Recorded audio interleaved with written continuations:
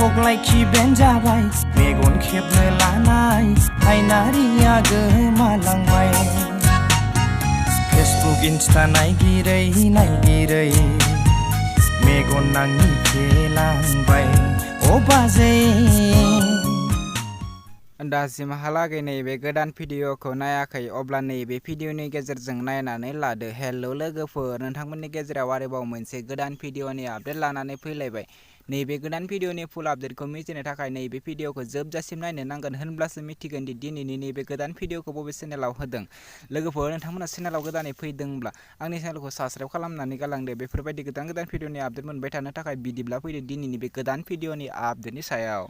दिनैनि नैबे गोदान भिडिअनि आपडेटनि टाइटेलानो जादों टिकटक लाइखि बेन जाबाय। लोगोफोर, नोंथांमोना दासिमहालागै नैबे गोदान भिडिअखौ फुल नायाखै अब्ला नैबे भिडिअनि गेजेरजों नायनो हागोन। बे भिडिअनि कास्टिंफोरानो जादों थाजिम नार्जारि, जुनाली बसुमतारी आरो पुजा दास। लोगोफोर, नैबे भिडिअखौ बिथांमोना अलरेडि फुल आपल'ड खालामनानै होखाबाय। नैबे भिडिअनि मेथाइखौ रोजाबदों निपु बसुमतारी आरो बे भिडिअआ जोबोरैनो मोजां जादों।